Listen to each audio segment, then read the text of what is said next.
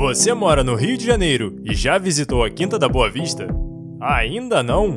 Então depois deste vídeo você vai querer ir para conhecer e aproveitar este maravilhoso espaço público e gratuito, localizado na zona norte do Rio.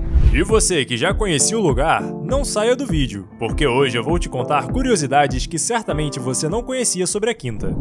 A melhor forma de chegar na Quinta da Boa Vista é através do trem ou metrô, e descer na estação de São Cristóvão. Mas nem sempre essas estações estiveram ali. A estação de trem de São Cristóvão foi construída somente em 1858, mas o Portão Sul, a atual entrada que liga a Quinta até a linha férrea, sempre foi o preferido da família imperial, pois era através deste portão que as carruagens chegavam. Mas que tal a gente entrar em um túnel do tempo e voltar para meados de 1700 e aprender um pouco mais a fundo sobre a história da Quinta da Boa Vista? Ao longo do século XVIII, esta região era considerada o interior da cidade do Rio de Janeiro.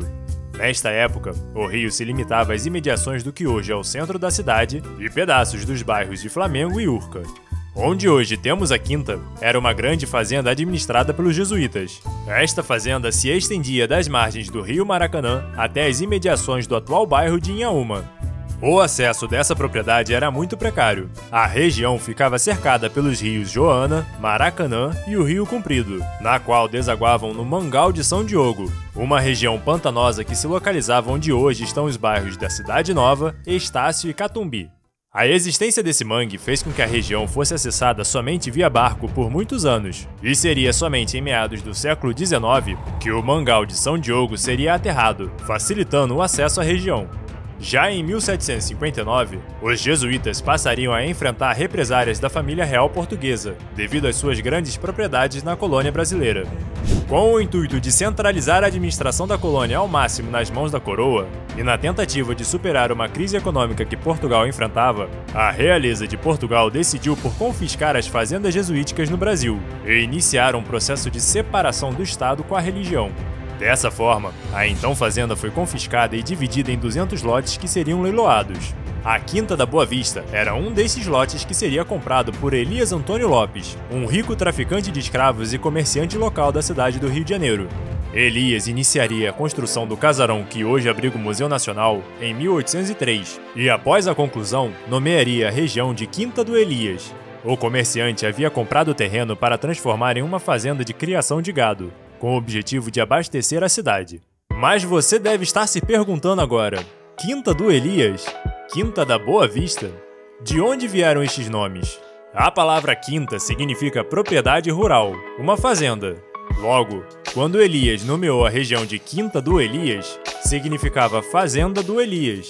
Mas após observar que a região tinha uma bela vista do Maciço da Tijuca e da Baía de Guanabara, o proprietário resolveu nomear a fazenda de Quinta da Boa Vista, dando origem ao nome que se manteve até os dias atuais.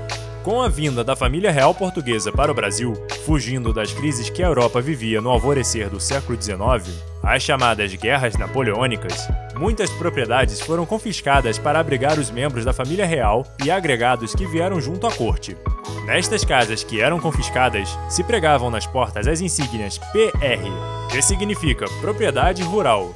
No vocabulário popular, estas insígnias foram trocadas por Ponha-se na Rua, PR, uma forma velada de protestar contra estas medidas autoritárias.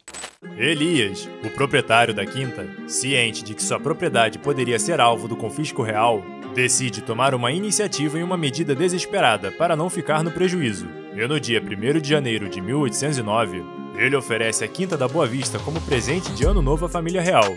Sua ação, naturalmente, não está envolvida em uma ação de generosidade. Elias fez isto com o intuito de ser recompensado, e de fato, seu objetivo foi alcançado.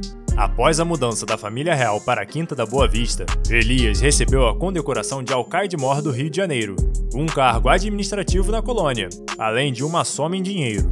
A Quinta passaria a ser agora uma propriedade real, servindo de representação do poder administrativo da realeza e posterior, a partir de 1822, um símbolo administrativo do poder imperial. Mas seria somente em 1872 que as obras paisagísticas que moldariam os jardins da Quinta como conhecemos hoje seriam iniciadas. Dom Pedro II, então imperador do Brasil, vai contratar o francês Auguste Guizot para elaborar estas transformações. Em seu projeto, Glazou vai se inspirar nos jardins de Paris, com uma pegada barroca. Alguns dos principais pontos turísticos da Quinta fazem parte das obras de 1872, tais quais a Alameda das Sapucaias, que foi erguida a partir de um aterramento da região, construindo uma avenida centralizada ao Palácio Imperial da Quinta. Igualmente artificial, temos a Gruta da Quinta, localizada no rio ao norte do território. Toda a estrutura, desde as pedras até as estalactites da gruta, são artificiais e feitas de alvenaria. Outra estrutura clássica da Quinta da Boa Vista é o Portão de Northumberland, que já se encontrava posicionado à frente do Palácio Imperial desde 1816. Enviado como presente do Duque de Northumberland, hoje, este portão se encontra na entrada do Bioparque da Quinta. Ainda à frente do Museu Nacional, nós temos o Monumento de Dom Pedro II, uma estátua construída somente em 1925, financiada pelo IHGB, o Instituto Histórico e Geográfico Brasileiro, em comemoração ao centenário de nascimento de Dom Pedro II. Próximo ao Portão Sul, à entrada do metrô, você vai encontrar o Coreto da Quinta. Essa estrutura foi construída após a Proclamação da República, que aconteceu em 1889. O Coreto seria construído apenas em 1910, a partir de uma série de obras urbanas protagonizadas pelo então presidente Nilo Peçanha, na qual visava ampliar a infraestrutura urbana de lazer para a população. No contexto de 1910, a cidade do Rio de Janeiro era a capital do Brasil e administrada em conjunto com o governo federal, com a cidade de Niterói sendo a capital do estado do Rio de Janeiro. Após a proclamação da República, o Palácio Imperial seria nomeado Museu Nacional em 1892, função que o prédio possui até os dias atuais. E aí? Você aprendeu alguma coisa sobre a Quinta da Boa Vista hoje? Ainda tem muito mais para explorar pela Quinta. Então, se você mora no Rio de Janeiro ou vai passar por lá, não perca a oportunidade de conhecer este maravilhoso espaço a céu aberto e com entrada gratuita. Um abraço e até a próxima!